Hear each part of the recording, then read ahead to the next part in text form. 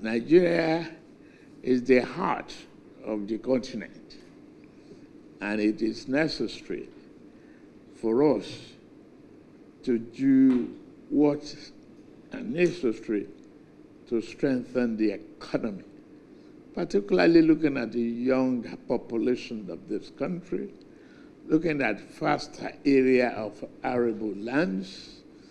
How do we employ mechanization and make agriculture easier? I've embarked upon that. There will be zonal mechanization centers to help the farmers, working on the seedings that we enhance their program, whichever way World Bank can come in on the seedings. Now that our petrochemical industry is getting, good output, so how do we help the farmers to convert local market for fertilizers to improve their yields and move them from ordinary small-scale holders to huge cooperative and confidential farmers that can bring, opportunity to Nigerians. That's about it. The remaining assurance is for me to assure you that reform is a continuous exercise. We're not looking back. Transparency, accountability, and change dynamics and business orientation and the principle of accountability. We're not looking back on that. Let the world and the country benefit from a stable currency. And yes, the first reaction was the high inflation, but it's come down dramatically. The Naira is stable. Today, we can help,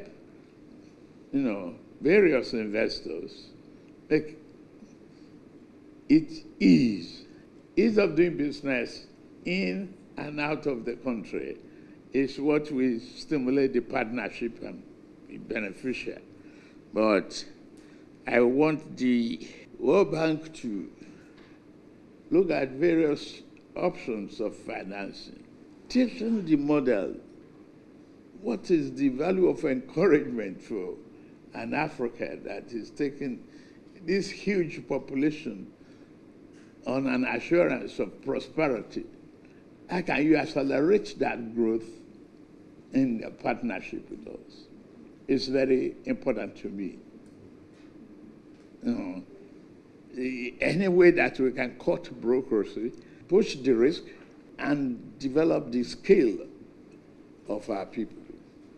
Nigeria is a frequent example in my discussions with people around the world, presidents around the world, policymakers around the world, investors around the world, because I think in these 2 years, the results that have been achieved are really commendable.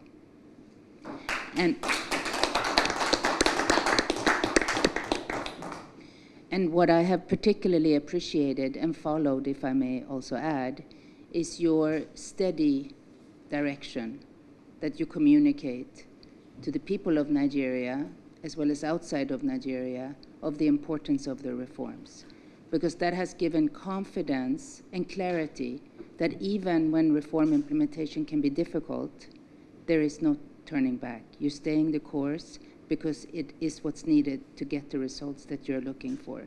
So this is a very powerful method, because many times it's easy to say we slow down or we change or we reverse. But I must say you've been very steady, and it has been very noted and from time to time quoted by myself as well. So I just wanted to share this with you, because 2 years ago you were very much at the launching stage, and here we are 2 years later with very strong results. And we heard it from the private sector in Lagos on Sunday as well as yesterday. And I think it's just remarkable and commendable. You said it so well on the country partnership framework, so I won't go into any great detail, but a couple of opportunities that I see with this particular forward-looking strategy. First of all, under Ajay Banga's leadership, he wants these strategies to be truly anchored in your vision for your country. So a $1 trillion GDP and 7% growth, that for me now becomes the operating framework that we need to work with. How do we contribute to that vision? We have identified a number of different areas that we think are important with the view that we're focused on creation of jobs.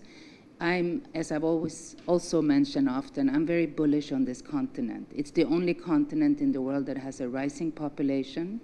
In 2050, 1 of 4 will be an African, and 40% of those will be young people. So we need to pay attention to Africa, because Africa holds the key to the future, in my view. But creating jobs for all these people will be very difficult. Africa alone is 600 million people of working age by 2050, in addition to today's people who would like to contribute and have jobs. So jobs is what we've identified as something very important as a result we're seeking. Job creation, jobs that allow people to have upward mobility, because the best way out of poverty ultimately is that people have their own livelihoods and incomes.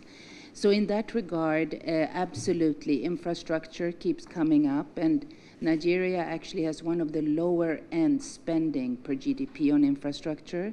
So public-private solutions, it will require both, but we do believe the private sector will need to play a role.